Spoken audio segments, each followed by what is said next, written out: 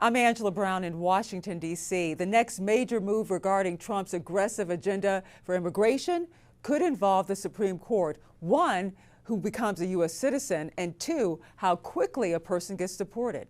The Supreme Court could help surge or sink President Trump's aggressive immigration agenda.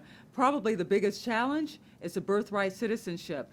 Once seen as legally untouchable, is now being questioned by President Donald Trump and even a small number of his Latino supporters. By that logic, then literally anyone, right, can become a citizen. You just make sure if you're pregnant, you give birth, and oh, that's it, I'm a citizen.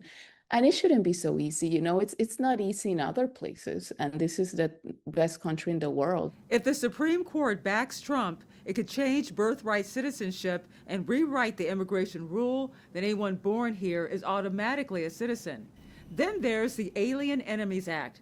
Trump used this wartime power to fast-track deporting Venezuelans. The court blocked it, likely setting up a legal clash in the U.S. Supreme Court again. They invaded our country. So this isn't, in that sense, this is war.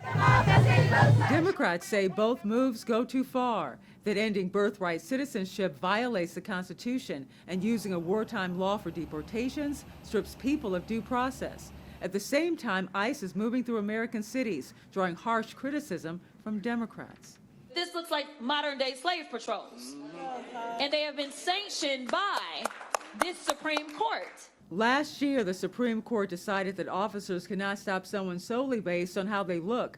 But in immigration cases, a person's apparent ethnicity can be a relevant factor when combined with other circumstances, drawing frustration from Democrats who the Trump administration still blames for the immigration crisis.